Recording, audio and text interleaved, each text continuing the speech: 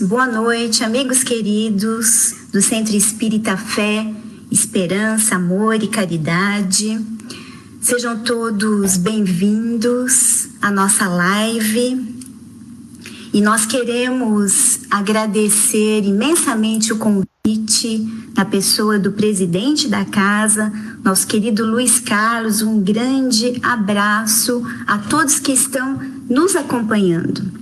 Nós vamos então iniciar com uma oração intitulada Oração Nossa por Emmanuel. Então vamos lá, meus amigos, juntos em oração. Senhor, ensina-nos a orar sem esquecer o trabalho, a dar sem olhar a quem, a servir sem perguntar até quando, a sofrer sem magoar seja quem for, a progredir sem perder a simplicidade, a semear o bem sem pensar nos resultados. Senhor, ensina-nos a desculpar sem condições, a marchar para frente sem contar os obstáculos, a ver sem malícia e escutar sem corromper os assuntos. Ensina-nos, Senhor, a falar sem ferir, a compreender o próximo sem exigir entendimento, a respeitar os semelhantes sem reclamar consideração, a dar o melhor de nós, além da execução do próprio dever, sem cobrar taxas de reconhecimento. Senhor, fortalece em nós a paciência para com as dificuldades dos outros, assim como precisamos da paciência dos outros para com as nossas próprias dificuldades. Ajuda-nos para que não façamos a ninguém aquilo que não desejamos para nós, hoje, agora e sempre. Que assim seja. Muito bem, queridos amigos, mais uma vez, sejam todos bem-vindos. Nós vamos então, nesta noite, fazer algumas reflexões sobre a virtude da justiça, que faz parte do Sermão do Monte, sendo a quarta bem-aventurança dita por Jesus e que está em Mateus 5,6.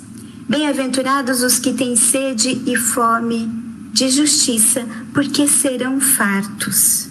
E para a nossa pesquisa de hoje, nós utilizamos as obras da codificação, o Evangelho segundo o Espiritismo, o Livro dos Espíritos, o Céu e o Inferno, ou a Justiça Divina segundo o Espiritismo, a obra Para uma Vida Saudável, do escritor Donizete Pinheiro, Primícias do Reino, do Espírito Amélia Rodrigues, psicografia do Divaldo, a obra Luz Acima, de Humberto de Campos, e algumas lições do benfeitor espiritual Emmanuel, pelo Chico. Então, meus amigos, a primeira revelação com Moisés, enviado de Deus, tem como missão fortalecer as bases da justiça pelo Decálogo, já que naquela época viviam-se tempos de muita injustiça, vingança e crueldade. A justiça, meus amigos, passa por várias fases. Nós temos um período longo, difícil, cruel, nos primórdios, onde, quando cometido um crime, a reação da vítima ou do grupo social, da tribo, era desproporcional à ofensa. Imperavam o revide ao ofensor, à família, ao grupo todo. Isso era adotado pelos povos primitivos e era uma realidade sociológica que se estendeu por muitos tempos. A pena do talião, que vem da Babilônia, por exemplo, não era exatamente uma pena, mas um instrumento moderador da pena, olho por olho, dente por dente, um avanço que significou aplicar ao ofensor o mesmo mal que ele causou ao ofendido, na mesma proporção. Porque não era assim, era algo absurdo. Roubou um cavalo, a vítima tem direito a um cavalo. Não é para pegar todos os cavalos, matar o ofensor, a família e botar fogo na propriedade. Era muito complicado. No entanto, meus amigos, nós ainda hoje ouvimos opiniões de muitas pessoas que dizem assim, vamos pensar em um assassinato que aconteceu. Muitos dizem, a morte é pouco para esse assassino. Ele precisa ser castigado, linchado, precisa sofrer. É o revide em desproporção. São os adeptos do bandido bom, é o bandido morto. Uma fase ainda bastante inicial do senso de justiça. E nós tivemos muitos avanços também no Código de Hammurabi. Então, se alguém bate em uma mulher grávida e ela aborta e morre, está lá no código, haverá de se matar o filho do ofensor. E não bater e matar a mulher do ofensor, todos os filhos, a família e assim por diante, na desproporção da lesão. E posteriormente nós vamos ter o Código de Manu, indiano, e as leis mosaicas com muitos pontos em comuns com relação a esses códigos. Então nós vamos ter mais para frente melhores composições no Pentateuco hebraico, no Código de Manu na Índia e assim por diante. Essas questões de justiça e direitos vão evoluindo, até que com a segunda revelação, com Jesus, nós temos um grande impacto, um grande avanço com relação à justiça. Bem-aventurados os que têm sede e fome de justiça. A justiça é alimento espiritual e guarda relação com um ensinamento impactante trazido por Jesus. O amor aos inimigos e o perdão das ofensas. E o Espiritismo, terceira revelação, nos traz ou nos faz compreender todo esse contexto anterior. É o Consolador prometido por Jesus, que disse que resgataria os ensinamentos do Mestre e faria entender novas coisas. Então, meus amigos, a justiça é uma virtude que dá a cada um o que lhe pertence. Tem a ver com direitos, e essa virtude deveria alicerçar todas as relações e toda a estrutura social. É ela que deve pautar os nossos pensamentos e mínimas atitudes, porque mantém a paz, a harmonia, proporcionando ordem e progresso. Se não há justiça, há revolta, há conflitos e sofrimento. No entanto, embora Kardec e os espíritos superiores nos ensinem que a justiça é uma lei natural, e nós estudamos na terceira parte do Livro dos Espíritos, é a última lei apresentada por Kardec, lei de justiça, amor e caridade, que resume todas as outras 9 leis. Ela passa pelas nossas imperfeições e pelo aspecto evolutivo dos indivíduos e da humanidade.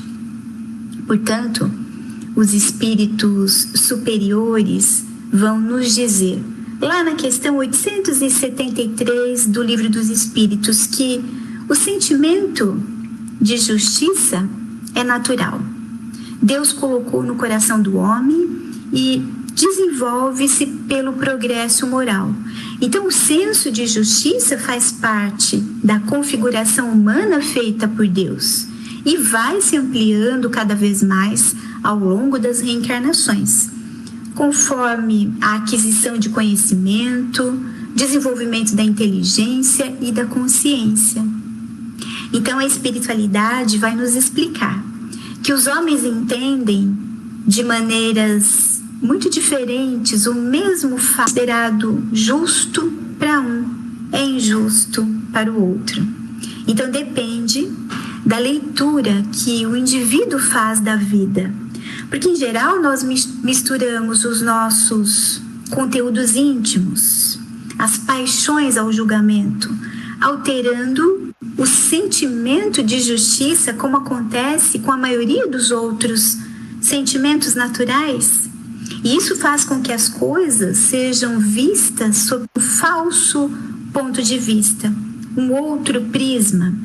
Infelizmente, meus amigos, nós somos injustos em muitos pontos. E nesse momento evolutivo, ainda muito dominados pelo egoísmo. Portanto, a justiça humana é imperfeita. Os indivíduos avaliam de modos diferentes o mesmo fato e eu vou interpretar uma situação de acordo com o meu campo íntimo, com os meus recursos, a minha inteligência e os meus sentimentos.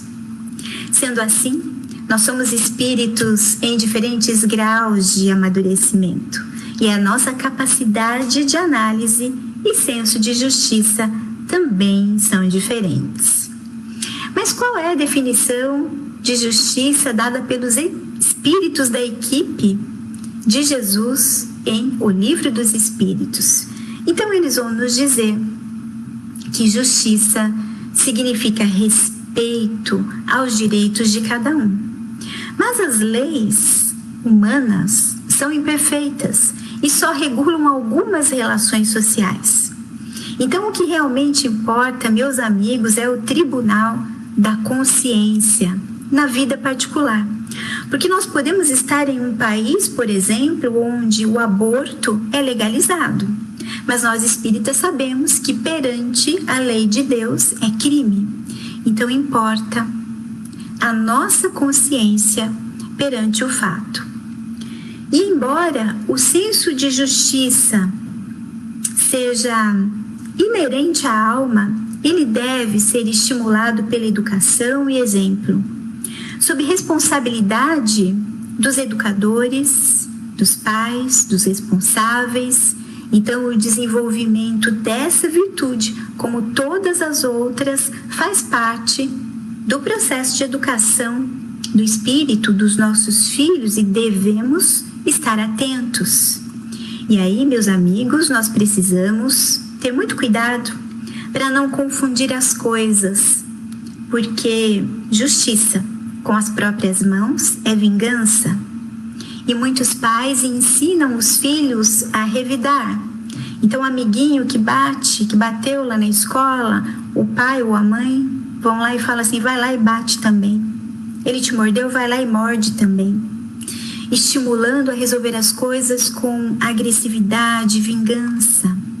Além disso, sempre temos que lembrar que a criança aprende pelo exemplo. E os pais, se são vingadores, se são ofensivos no dia a dia, são exemplos para a criança que está absorvendo tudo isso. Ela está registrando. E para nós adultos, embora nós possamos sim reclamar os nossos direitos, claro, no poder judiciário, as leis estão aí para organizar a sociedade, por óbvio. Mesmo que sejamos lesados, podemos, claro, acionar nossos direitos de ressarcimento, mas a nossa atitude interior deve ser a do perdão pessoal, da compreensão com o erro do outro, com aquele que nos prejudicou, achamos que nos lesou, buscando o equilíbrio íntimo. Mas normalmente não é assim, porque sempre é muito difícil. Não é assim quando nós somos prejudicados. A gente quer, sim, no fundo, vingança. Nós queremos que o outro sofra como nós sofremos. E aí a gente diz assim, ele vai ver só. A justiça tarda, mas não falha. Aqui se faz, aqui se paga. Nós sofremos com ódio e ressentimento, que são sentimentos inferiores, contrários ao bem. E cultivar isso faz mal para nós e não para o outro que nos lesou. A raiva ou o ódio é um copo de veneno que nós bebemos querendo que o outro morra, segundo Shakespeare. Então, muito importante nós trabalharmos essas questões internas no esforço da superação superar essa ferida interna da mágoa e do ressentimento. Lembrando que a justiça divina, essa sim, é perfeita, porque Deus tem perfeições infinitas e, portanto, suas leis são perfeitas. E nesse sentido, meus amigos, não existem vítimas dentro da dinâmica de funcionamento da lei de Deus. Porque a lei de Deus usa, entre aspas, o contexto da injustiça humana para fazer justiça. Porque nós somos espíritos milenares, com muitas vivências anteriores, onde, por certo, nós já fomos agressores e algozes. E agora nós estamos na condição de vítimas por consequências das nossas ações. A injustiça humana só vai deixar de existir quando a humanidade estiver mais evangelizada e colocar em prática a máxima da justiça, que é o amor e a caridade. Justiça, amor e caridade andam juntas. Fazer ao outro o que gostaríamos de fazer que fosse feito para nós. Então, nos colocarmos no lugar do outro. E isso passa pela justiça em nós mesmos. Emmanuel vai nos dizer, na lição com esse nome, Justiça em Nós Mesmos, do livro Semeador em Tempos Novos, dizendo que nós reclamamos demais. Reclamamos que somos injustiçados em várias situações, que somos perseguidos, somos desditosos, sem levar em conta a nossa parcela de responsabilidade no caminho dos outros, nossas condutas com o outro. Muitas vezes nós somos os autores daquela desconsideração que agora nos visita. Então nós reclamamos o trabalho do próximo sem dar a mínima parte de trabalho que devemos. Nos sentimos injustiçados, diz Emmanuel, ofendidos, mas muitas vezes nós ajudamos a provocar aquela ofensa com alguma atitude anterior que até passou despercebida por nós.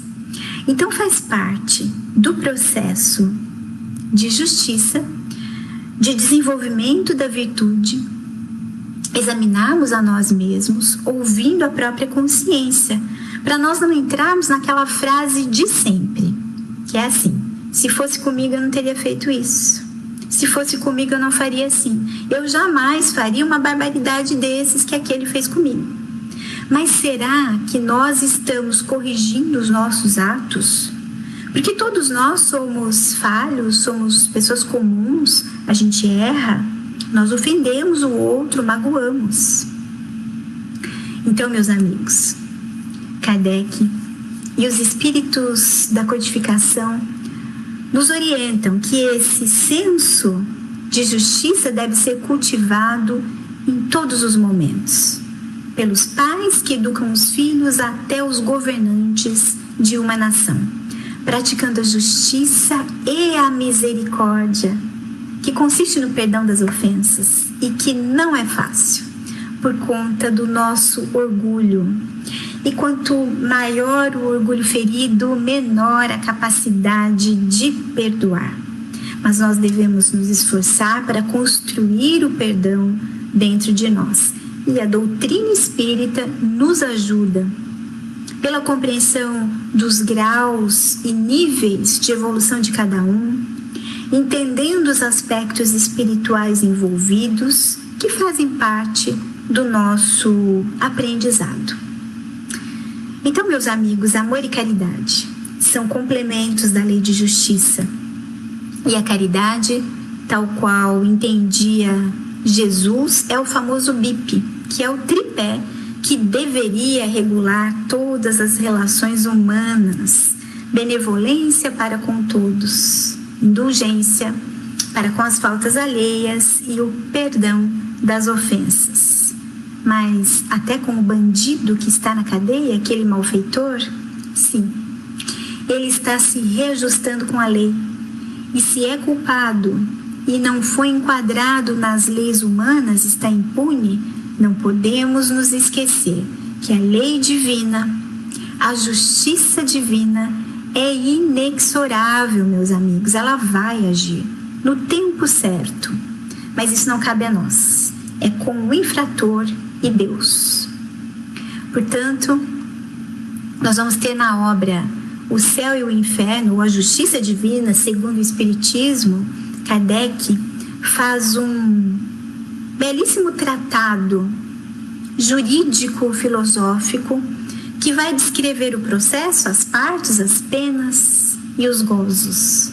E ele discute com profundidade valores ético-espíritas, as consequências das nossas escolhas e atos, toda a dinâmica da lei de Deus nesse conjunto de coisas e como é justa a lei de Deus.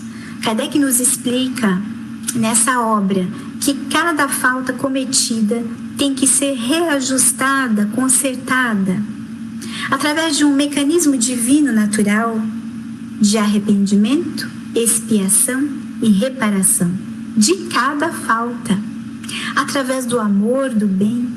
Qualquer infração à lei de Deus irá desencadear esse mecanismo, meus amigos, que começa com o arrependimento. Porque quando a consciência desperta, ela grita e dói. O arrependimento começa quando eu me coloco no lugar do outro e compreendo a dor que ele sentiu. E isso vai acontecer em algum momento da nossa jornada. No entanto, é muito importante nós lembrarmos que a lei de causa e efeito guarda relação com a misericórdia de Deus. Porque senão, meus amigos, não daria. Nós não conseguiríamos nem reencarnar de tantos débitos que temos do passado. E o trabalho no bem faz a diferença. Chico Xavier dizia que quando nós temos uma dívida na retaguarda, mas continuamos trabalhando a serviço do próximo, sendo úteis, a misericórdia divina manda adiar a execução da sentença de resgate, até que os méritos do devedor possam ser computados em seu benefício. Pedro disse isso. O amor cobre a multidão de pecados. Nós vamos suprindo, ou, entre aspas, pagando os boletos que chegam. E por conta da misericórdia e do nosso esforço no bem, esse boleto pode vir parcelado e não tudo de uma vez. Então, meus amigos, na obra Primícias do Reino, pelo espírito Amélia Rodrigues, psicografia do Divaldo, ela vai comentar: bem-aventurados os que têm sede de justiça. Significa ser justiçado pela consciência, corrigido pelo amor e preparado pela libertação. Serão saciados, pois a justiça de Deus age pela reencarnação e misericórdia, renascendo todos para resgatar, recomeçando para acertar, repetindo as experiências para aprender, ou seja, perdão e reajuste entre as partes nesse mecanismo divino descrito por Kardec: arrependimento, expiação e reparação. E a misericórdia de Deus sempre agindo a nosso favor. E o homem mais justo, Jesus, mas que foi condenado injustamente por Pilatos, que não viu nada errado nas suas condutas. E Emmanuel vai relatar tudo isso na obra Há 2000 anos. E ele diz lá na obra que Pilatos falou que Jesus é um homem justo, era um homem justo, inocente. Embora Pilatos não quisesse a sua condenação, e ele fez várias coisas, fez várias tentativas para não condenar Jesus, mas acabou cedendo à pressão do povo. Então, os mesmos que receberam Jesus dias antes, festejando a sua chegada em Jerusalém, foram os mesmos que o condenaram alguns dias depois, instigados pelos chefes dos sacerdotes. Então, detalhe importante: No caso de Jesus, espírito puro, essa injustiça cometida com ele nada tem a ver com débitos do passado, porque Jesus já era um espírito puro, não tinha nada a resgatar. Ele é o governador espiritual do planeta Terra, veio por amor à humanidade para nos ajudar e deixar os seus ensinamentos e o seu legado de amor. Mas nós ainda, meus amigos, dentro de nós temos mais de Moisés do que de Jesus. E nesse sentido, nós temos uma historinha muito interessante na obra Luz Acima, de Irmão X, Humberto de Campos. Ele vai nos contar lá na lição 42, intitulada Até Moisés. Então ele conta que quando um homem chamado Euclides Brandão desencarnou, aguardava o imediato ingresso ao paraíso.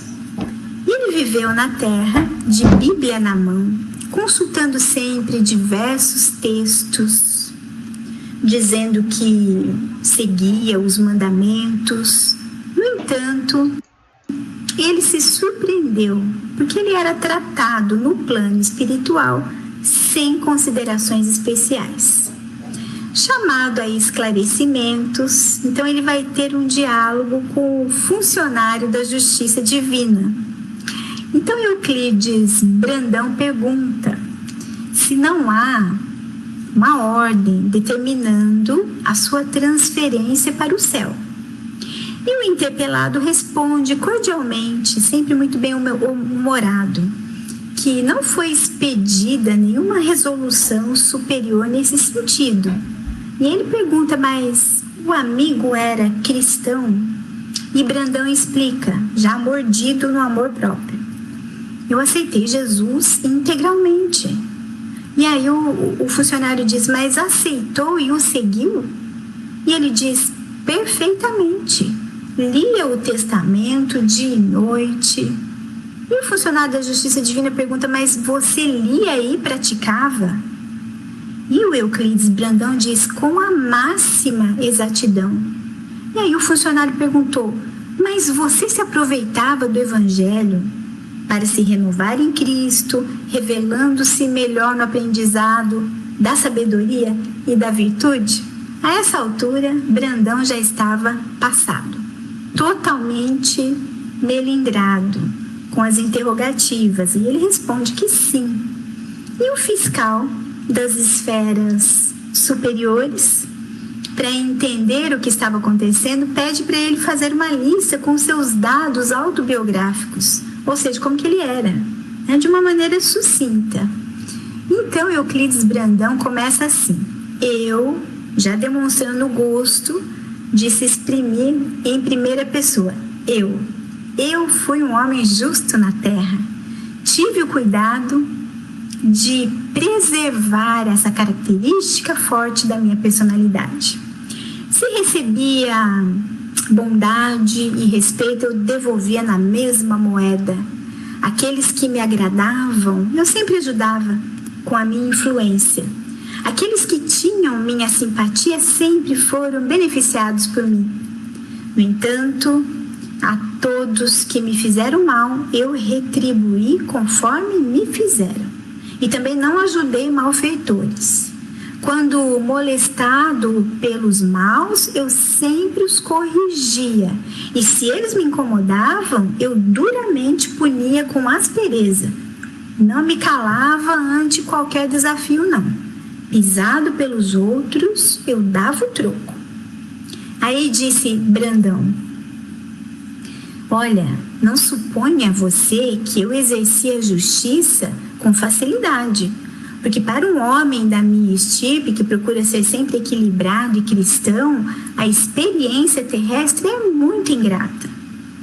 E aí, concluiu, dizendo que as suas reclamações eram oportunas, porque se o paraíso não estivesse aberto para ele, que andou com a Bíblia em mãos, para quem estaria? E o funcionário celeste, sempre muito bem-humorado, esclareceu que o plano superior não vai fechar a passagem. No entanto, Brandão, a sua justiça não conheceu a misericórdia.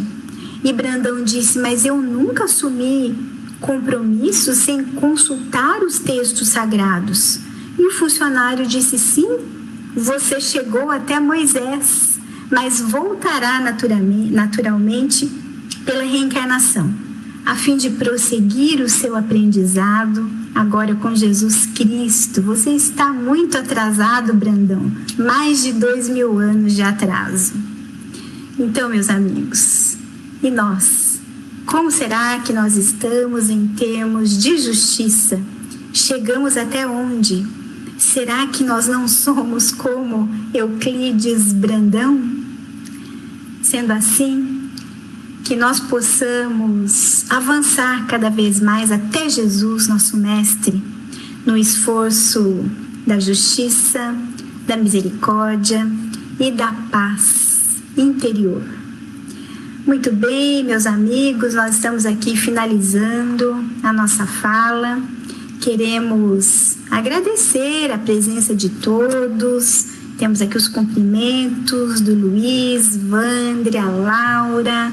Meus amigos, sejam todos muito bem-vindos. Luiz, querido, presidente do CFEAC.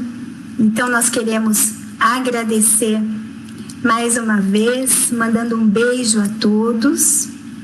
Muito obrigada sempre pelo carinho de vocês e nós vamos então encerrar agradecendo a Deus, a Jesus e a espiritualidade amiga por todas as possibilidades que a vida nos apresenta para nos tornarmos melhores, mais justos e mais amorosos. Eu desejo que todos tenham uma ótima semana de muita paz e um beijo no coração de cada um de vocês. Boa noite.